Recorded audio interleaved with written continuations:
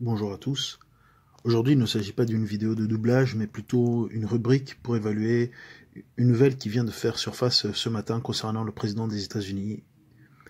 Il est toujours important de considérer tout ce que nous avons pu apprendre par les paroles prophétiques sur un sujet qui arrive dans les temps présents. C'est-à-dire, lorsque un événement se passe, il est important de regarder en arrière.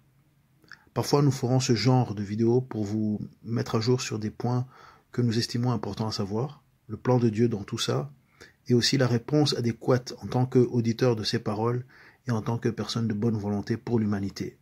C'est du moins le but ultime de cette chaîne, de vous permettre d'intégrer la dimension spirituelle dans nos vies et son effet si important dans nos vies et dans nos sociétés et dans nos pays. Rien ne se passe au hasard, du moins si on a les yeux pour le voir, les oreilles pour l'entendre et le cœur pour le recevoir. Nous pouvons ainsi percevoir l'avenir et anticiper nos actions. Je vous invite bien sûr à liker la vidéo, à vous abonner, à partager, à commenter, parce que les sujets, nous pouvons changer aussi de différents sujets.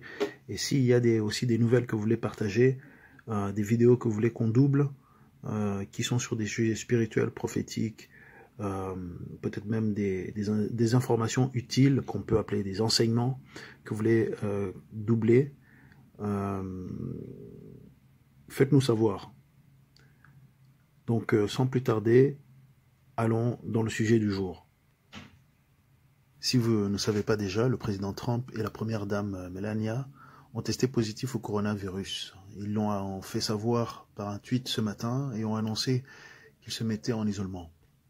Nous savons que Dana Coverstone, le pasteur de Kentucky, avait eu un rêve prophétique d'avertissement qui montrait que Trump n'était pas visible à Washington pendant qu'il y avait une crise dans cette période électorale. C'était le rêve concernant le mois de novembre et les péripéties qui suivraient. En effet, si le président est en quarantaine, il serait moins visible que dans ses habitudes de tenir des conférences de presse et d'être très présent dans les médias. Aussi, le prophète et pasteur au Zimbabwe, Ian Lovu, avait annoncé le 19 août 2020 qu'il fallait prier pour les candidats présidentiels aux élections présidentielles américaines, car il voyait une ambulance suivie de plusieurs véhicules aller à l'hôpital car l'un des candidats tomberait malade. Est-ce un accomplissement?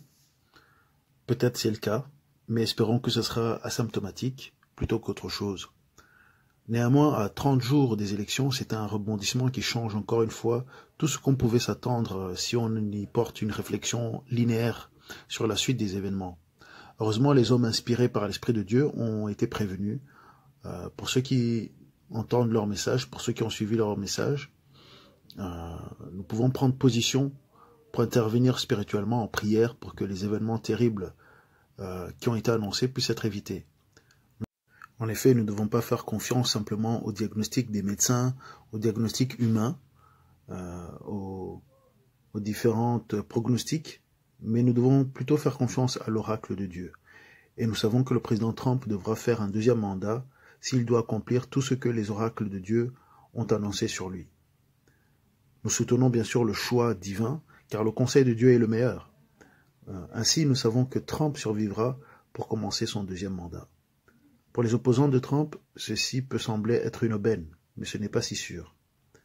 Le débat du 28 septembre était difficile et houleux, mais il a le mérite d'avoir exposé les intentions de chaque candidat malgré eux. La combativité de Trump est clairement pour la liberté des Américains de choisir leur sort, la responsabilité personnelle, pour la liberté d'expression, pour la liberté de culte et pour renforcer l'économie locale. Et nous savons aussi qu'il est pour la défense des plus faibles, c'est-à-dire la vie de ceux qui ne sont pas encore nés. Biden, lui, semble plutôt focalisé à gagner le pouvoir en séduisant les partisans de ses opposants de la gauche qui ont perdu les primaires, comme Bernie Sanders et d'autres. Il est sous l'emprise de libéraux radicaux et ainsi n'a pas voulu s'exprimer lors du débat sur la question d'entasser la Cour suprême des États-Unis, c'est-à-dire augmenter les membres de cette Cour à 11 ou 15 au lieu des 9 actuellement. Cela leur permettrait d'avoir la capacité à ajouter des juges plus libéraux et ainsi maintenir l'agenda de la gauche radicale Biden n'est pas véridique dans ses déclarations non plus, mais il n'a pas à s'inquiéter car les médias sont de son côté à 95%. Ils sont très biaisés et ne vérifient pas ses propos. Heureusement que les réseaux sociaux mettent un peu d'équilibre dans tout ça. Pour ceux qui cherchent la vérité, pour ceux qui veulent savoir comment ça se passe vraiment, ils peuvent trouver des informations. Et aussi pour les francophones, vous pouvez bien sûr trouver certaines chaînes qui traduisent donc des nouvelles importantes. Et donc vous pourrez avoir des liens sur ces chaînes-là.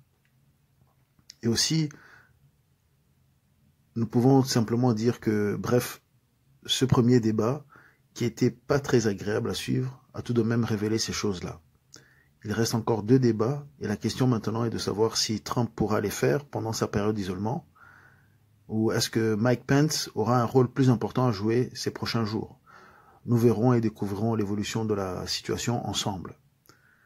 Pour ceux qui savent prier, il est impératif de porter le président Trump et sa famille en prière afin que cette période de convalescence soit bonne et soit utile pour la suite des événements.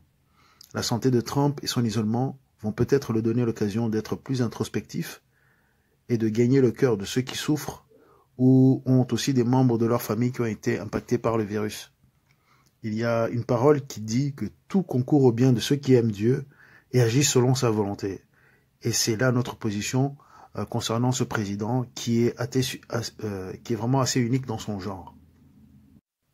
Les rebondissements de cette année 2020 ne sont pas terminés.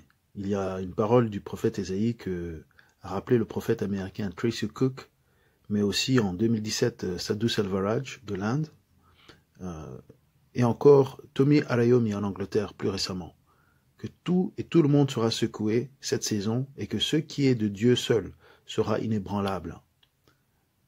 D'autres serviteurs de Dieu ont fait appel à prendre 3 mois de prière dans 2020. Nous tenterons de vous apporter ces messages qui concernent le monde entier, mais aussi l'Afrique centrale en particulier. Nous vivons à une époque historique et nous vous invitons donc à considérer que les événements de cette année ne sont pas au hasard et qu'il n'y a pas besoin de paniquer, mais plutôt de se concentrer à retrouver le sens véritable de votre vie et d'être réconcilié avec votre Créateur. En effet, si votre vision est éclaircie par le conseil divin et que vous vivez une transformation personnelle grâce à elle, votre état de pensée sera prêt pour manœuvrer ces années 2020, cette décennie, et votre avenir personnel, professionnel, familial, et aussi l'avenir de votre pays, de vos compatriotes, là où vous êtes, en francophonie ou n'importe où dans le monde. Dieu est un Dieu d'amour. Il veut que les hommes réussissent, mais surtout, pour réussir, il veut d'abord qu'ils soient réconciliés avec lui. Et si vous faites cela, vous serez toujours en paix, malgré tout ce qui pourrait arriver dans cette année, ou dans les années qui arrivent, ou dans les incertitudes que nous apporte la vie. Si vous avez apprécié cette vidéo, je vous invite à liker, à vous abonner à la chaîne, à partager. Et bien sûr, si vous avez des commentaires ou des questions, vous pouvez déposer ça dans un commentaire. Voilà. À très bientôt pour une autre vidéo.